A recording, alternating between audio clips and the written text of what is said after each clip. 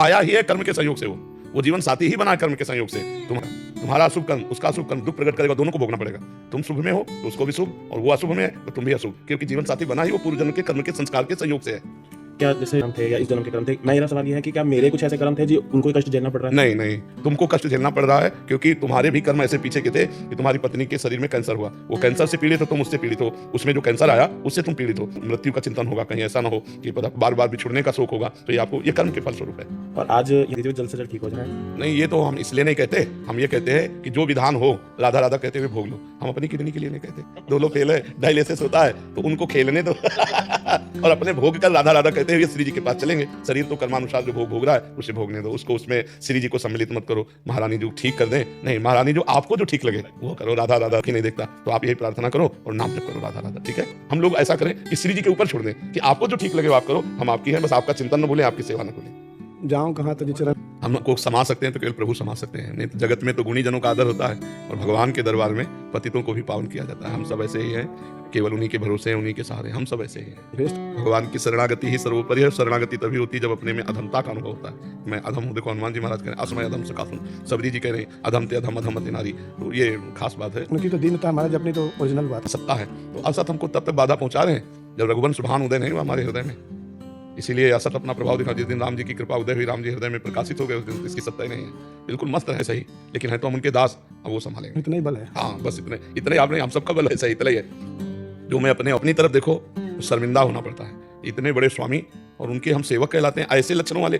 और जब प्रभु की तरफ देखो, उनकी कृपा, उनका दुलार, उनका स्वभाव, तब लगता है कि जीवन धन्य है, क्योंकि हम जैसे भी हैं प्रभु जीवन। अब आगे इस बात का कि ऐसे स्वामी के होते हुए हम अपनी एक भी वृत्ति किसी वस्तु, व्यक्ति, स्थान को दें, ये हमारा दुर्भाग्य है।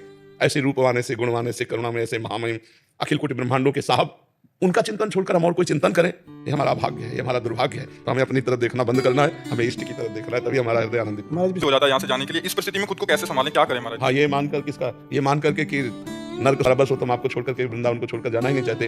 पर आपने जो सेवाएं दी है, जो गृहस्थ धर्म का पालन बताया है, तो हैं आपकी ही, हूँ वृंदावन की ही, चाहे वो कलकत्ता में रखे, चाहे अमेरिका में रखे। ऐसे बहुत से भक्त हैं जो वृंदावन के अनन्य हैं, उपासक हैं और देश विदेशों में रह रहे। तो हमें ये मानना है कि जहाँ हमारी स्वामिनी रखें, जैसे रखें वैसे मुझे रखना है। हाँ, तो श्री जी से रो के कहो, जिनको अपने लोग बहुत रोए हैं तब वृंदावन मिला, ऐसा थोड़ी वृंदावन मिला है। वृंदावन वास कठिन मेरी माई, श्री जी कृपा करे तो हम लोग ऐसा थोड़ी आज तुम देख रहे हो सुख में बैठे वृंदावन, नहीं। 20 वर्ष ऐसे वृंदावन वास हुआ, खाने को नहीं, रहने को नहीं, बोलने को नहीं, शरीर कितनी फेल, भारी कष्ट सहते हुए। अब भगवान की कृपा हुई तो उन्होंने बदल दिया, सिस्टम बदल दिया, सब व्यवस्थाएं हो। तो भगवान श्री जी जब कृपा करें तो ही वृंदावन वास मिले, नहीं वृंदावन वास पैसे के बल से नहीं रहा जा सकता। ये श्री जी करनी जो श्री राधिका कृपा भी सबके मनन अगम। मेरे पति 2 साल पहले पधार गए, मैंने बहुत पूजा पाठ की, मेरे को विश्वास था कि मैं पहले जाऊंगी, बट ऐसा नहीं हुआ। जिसकी आयु जितनी है जब है उतना ही किसका है प्रश्न?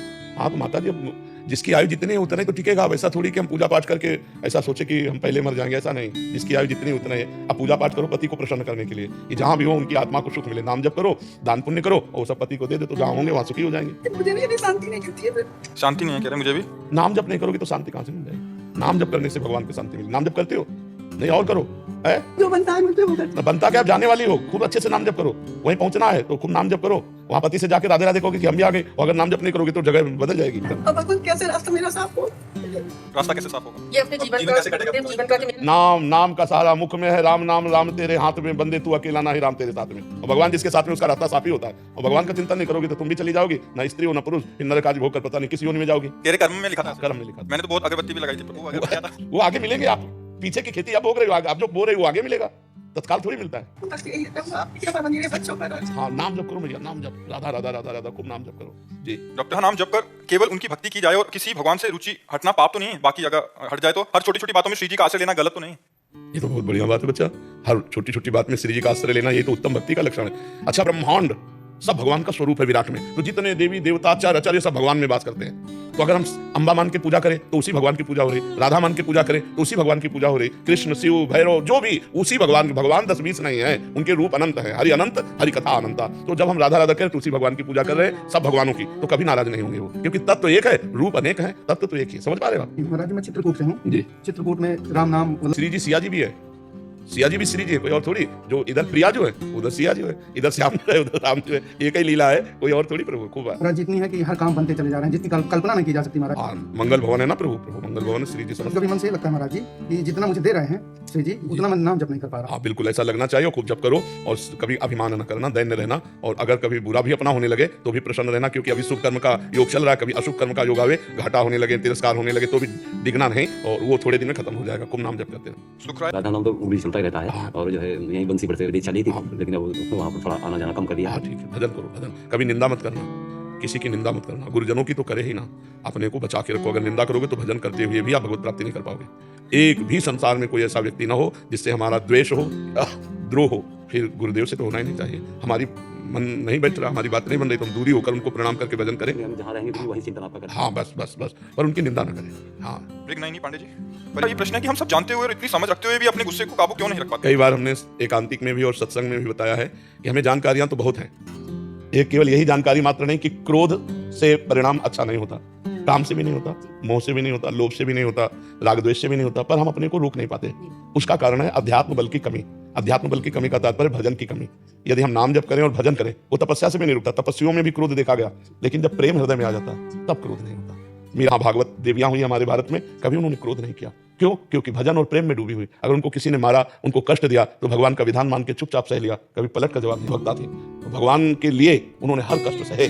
तो हम जब या हमारा हृदय भगवान के प्रेम में डूबा होगा तो क्रोध नहीं आएगा। तो हम इतना नाम जप करें कि हमारा हृदय भगवान के प्रेम में डूबे। प्रेम की इतनी शीतलता होती है कि काम क्रोध उसे छू भी नहीं सकते। तो वो हृदय। महाराज जी, मन क्या है, चित्त क्या है? मन और चित्त में क्या अंतर है? कोई अंतर नहीं है। एक मन ही चार अंतःकरण कहा गया। निश्चय करने के कारण उसे बुद्धि कहा गया, चिंतन करने के कारण उसे चित्त कहा गया, क्रिया को स्वीकार करने के कारण अहंकार कहा गया, और संकल्प विकल्प करने के कारण मन कहा गया। एक मन ही चार रूपों में विराजमान है। ये मन भगवान का स्वरूप है। इंद्रियाणाम मनश्चास्मि, इसलिए चित्त वासुदेव में कहा गया है। तो मन भगवान का स्वरूप है। ये जब तक भगवान में नहीं लगेगा, प्रकृति में लगेगा, तो दोष ही दोष पैदा करेगा, और जब परमात्मा में लगेगा तब निर्दोष हो जाएगा। तो अपना मन मेरे में लगा दो, मन को मेरे में लगा दो, बस ये बात मान लो। भगवान में मन को लगा दो, अभी सब ठीक हो जाएगा। अब कोशिश तो इसी बात की साधक करता है कि मन भगवान में लगे, नहीं लगता है तो बार बार लगाने का अभ्यास करता है। तो अभ्यास से वो मन पर विजय प्राप्त कर लेता है। भोगों से वैराग्य और अभ्यास और वैराग्य के द्वारा मन पर विजय प्राप्त की जाती है। और जब मन निर्विषय हो जाता है तो वही भगवान का स्वरूप है। इंद्रियाणाम मनश्चास्मि भगवान ने कहा है। समझ पा रहे आप? कभी थोड़ा प्रभु पद प्रीति सरित सो वही। महाराज जी, इसमें भविष्य जी का क्या भाव है? जो लात मारा रावण ने ना, तुम पितु सरिस भले मोहि मारा, राम भजे हितनाथ तुम्हारा, जो उसकी समझ में नहीं आया रावण की, तो विभीषण जी ने मन में संकल्प किया, मैं सर्व समर्थ अखिल कोटि ब्रह्मांडों के नायक प्रभु की शरण में जा रहा हूँ, उनके बल से तेरा नाश कराऊंगा, इसी सिंहासन पर बैठूंगा। संकल्प किया था मन में, और कहा मैं राम की शरण में जा रहा हूँ, कोई लंकावासी मुझे दोष न दे, क्योंकि मैंने समझाने की पूरी चेष्टा की भाई और मंत्री होने के नाते, लेकिन ये समझ नहीं पाए। अब मैं राम की शरण में जा रहा हूँ, अब मुझे कोई दोष न दे, और भगवान की शरण में गए। जे भी भगवान के दर्शन किए, वे बड़ा पश्चाताप हुआ कि ऐसे भगवान का प्रेम का भाव न रख करके हमने इस भाव से शरण ली लंकाधिपति बनने की। तो जे भी विभीषण जी गए तो लंकेश कहकर भगवान ने संबोधन किया। तो उन्होंने कहा कि प्रभु मानी बात हमने, आप सत्य है कि उर कछु प्रथम वासना रही, प्रभु पद प्रीति सरित सो भई। अब आपके चरणों के प्रेम में वो बह गई वासना, आपके दर्शन मात्र से मेरा हृदय निष्ठा, अब तो प्रभु अविचल भक्ति प्रदान कीजिए। तो भगवान ने उनको एक कल्प तक के लिए लंकाधिपति और अविचल भक्ति दोनों प्रदान की। तो उर में हृदय में वासना विभीषण जी की थी, वही गोस्वामी जी लिखे हैं, उर कछु प्रथम वासना थी। समझ रहे? समझ रहे हैं महाराज जी। वो हम जैसे बात जो करते हैं ना, तो हम भगवान के जब दर्शन करने जाते हैं, जैसे विभीषण जी का भाव था, तो किस प्रकार, जैसे विभीषण जी की तो आसानी से बह गई, हमारी कैसे वैसे? विभीषण जी हर समय उठते बैठते सोते जागते राम नाम में डूबे हुए थे। इसी से हनुमान जी का हृदय द्रवित हुआ उनको दर्शन देने के लिए।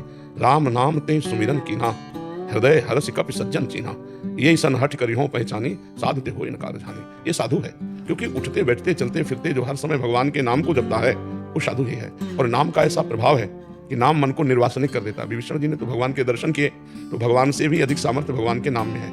जो ऐसे संत महापुरुष हैं जिन्होंने भगवत साक्षात्कार नहीं कर पाए हैं, पर वो निर्वासनिक हो गए हैं वो नाम के प्रभाव से। प्रतिपल वासनाओं का क्षय और भागवतिक सद्गुणों का हृदय में प्रादुर्भाव ये नाम के द्वारा होता रहता है। जैसे महान दुर्गुण से युक्त हिंसक प्रवृत्ति रखो, मरा मरा मरा मरा मरा, और ब्रह्मर्षि बन करके भगवान के चरित्र का लेखन किया, भगवान के अवतार के पहले ही चरित्र का लेखन कर दिया। तो ये सामर्थ्य कहाँ से आई? दिव्य सद्गुण और दुर्गुण दुराचार का नाश, समस्त वासनाओं का नाश, निर्वासनिक स्थिति नाम के द्वारा ही तो आई, और कोई साधन जानते ही नहीं थे। तो राम नाम में, कृष्ण नाम में, राधा नाम में, हरि नाम में, शिव नाम में संपूर्ण सामर्थ्य विराजमान है।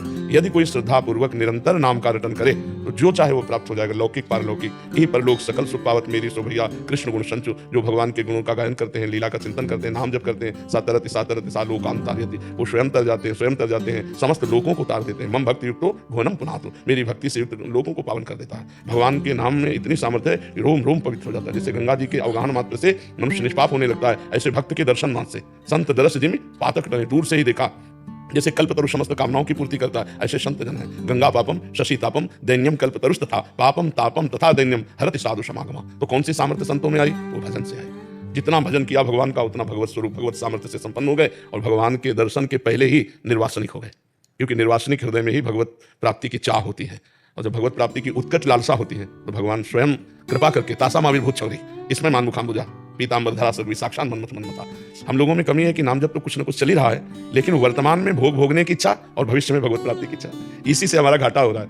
भगवान को वर्तमान में प्राप्त नहीं करना चाहते, भविष्य में तो बड़ा घाटा हो जाता है। वो साधक कभी सफल नहीं हो पाता। जो वर्तमान में भगवान के लिए विकल है तो फिर वो आगे बढ़ जाता है। वर्तमान में मुझे नहीं चाहिए। अब ऐसा लगता है कि जहाँ हैं वहीं बैठे रहें और कुछ भी ना करें, बस बैठे रहें ध्यान में। क्या ऐसी मनोदशा? कहाँ बैठे रह सकता है कोई? क्रिया किए बिना एक पल नहीं रह सकता, एक क्षण नहीं रहता। तो शांत कहाँ? शांत तो स्वरूप है, शांताकारम तो स्वरूप है। शांतम शाश्वतम अप्रमेय मनगम, ये तो हमारा स्वरूप है, हमारे इष्ट है।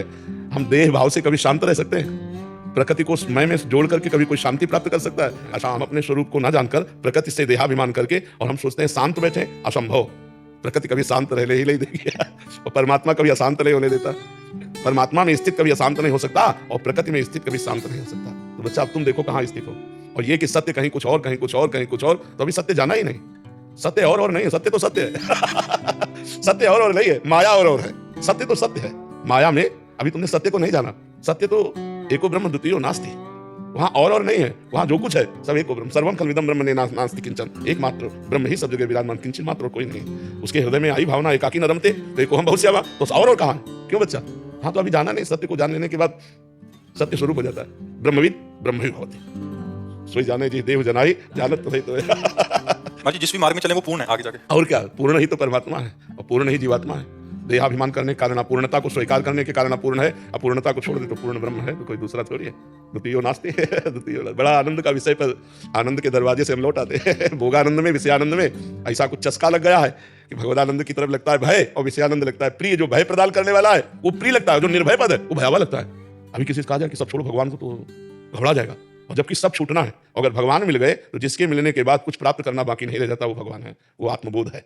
चाहे ब्रह्मबोध कहो, चाहे भगवत प्राप्ति कहो, चाहे परमात्मा प्राप्ति कहो। योगी जिसे परमात्मा कहते हैं, ज्ञानी उसे ब्रह्म कहते हैं, भक्त उन्हें भगवान कहते हैं, वही है। प्रथम अवस्थी मध्यपुर के अनुसार जब जीव शरीर त्यागता है तब असहनीय पीड़ा होती है। वो आत्मा को यमलोक के मार्ग में कई कठिनाइयां सहनी पड़ती हैं। महाराज जी क्या सिर्फ सही बताए तो आत्मा को कुछ नहीं होता है ये सब देहाभिमान के कारण होता है, कुछ नहीं होता। ये सूक्ष्म शरीर में अंतःकरण में जो मैं तत्व है उसका प्रतिबिंब पड़ रहा है, उसको मिटा दे और शुद्ध में रह जाए। दर्पण हटा लो तो प्रतिबिंब खत्म हो जाएगा। मैं और मोर तोर तय माया, यही दर्पण है। अहमता और ममता, इन दो को मिटा दे तो कहीं कोई कष्ट ही नहीं है। अच्छा, अब जब तक मिटाओगे नहीं, मतलब जैसे कोई स्वप्न में सो रहा है और उसका सिर काटा जा रहा है तो उसे दुख हो रहा है, अब उसके लिए कोई उपाय नहीं। आप वेद मंत्रों का उच्चारण करवाओ। सोते हुए आदमी की पिटाई हो रही है, उसको एक ही उपाय केवल है, जगा दे। सोते हुए पुरुष की संकट निवृत्ति केवल जागने मात्र से होगी। बिन नाम भोगते हुए भी आपको भोगना पड़ेगा, जन्म मरण से रहित होते हुए भी आपको जन्म मरण भोगना पड़ेगा। अब इसके लिए सदगुरु की शरण होकर के और भगवान का खूब नाम जप करे, मंत्र जप करे, अपने स्वरूप को जाने, तो ना कोई नरक है ना कोई स्वर्ग है। उमा कहूं मैं अनुभव अपना, सत हरि भजन जगत सब सपना। तो ये सपना है, जय जाने जग जाए हेराई, जागे जथा स्वप्न ब्रह्म। अब बच्चा हो, तुम समझ रहे हो हमारी बात भैया? एक ये दीर्घ स्वप्न है, लंबा स्वप्न है।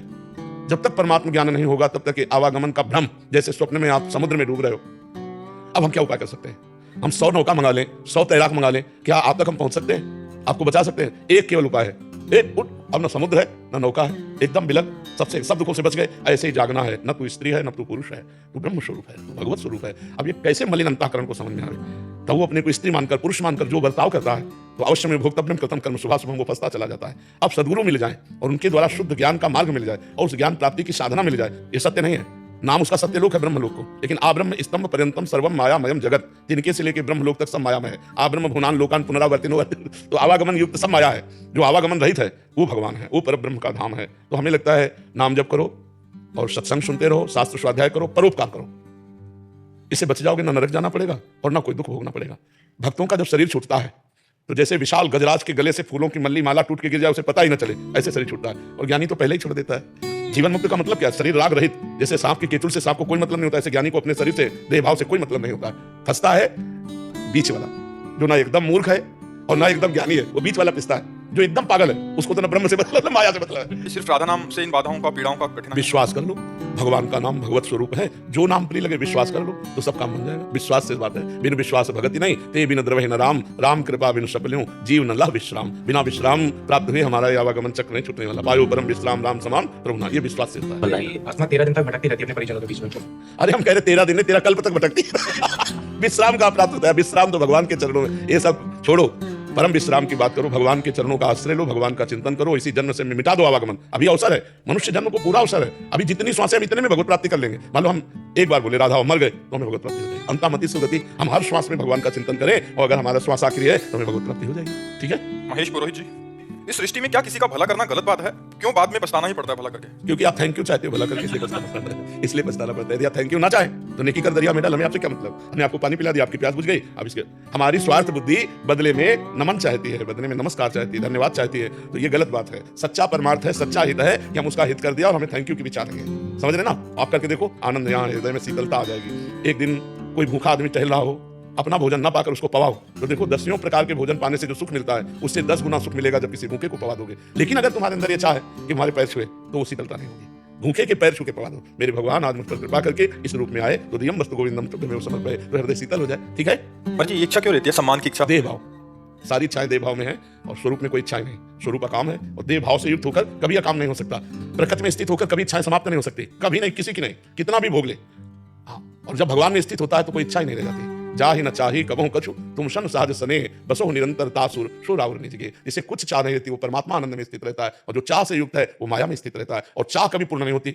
जो भोगो वो और इच्छा, इसको भोग लो, इसमें नहीं मिला सुख, इसको भोग लो। परमात्मा का अंश प्रकृति के भोग से कभी तृप्त नहीं हो सकता, परमात्मा में ही तृप्त होगा। जैसे केवट जब भगवान के चरण धो रहा है तो अति आनंद उमगी अनुरागा, चरण सरोज पखारन लाग। अति आनंद, आज तक वो आनंद प्राप्त नहीं हुआ।